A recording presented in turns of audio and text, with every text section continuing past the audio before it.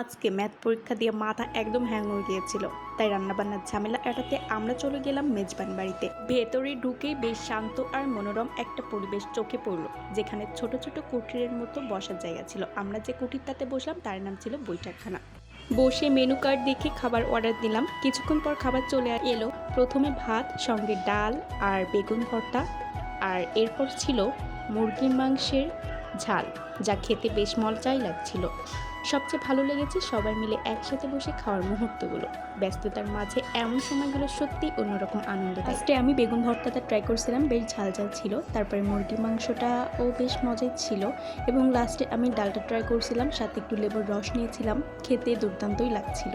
খাওয়া শেষ করে আরও কিছুক্ষণ গল্প আর আড্ডা দিয়ে সময় কাটালাম। সারাদিনের ক্লান্তি আর পরীক্ষার চাপের পর এই ছোট্ট আউটিংটা বেশ ভালোই লাগলো। আজকের মতো এখানেই শেষ। আবার দেখা হবে নতুন কোনো ব্লগে। আল্লাহ হাফেজ।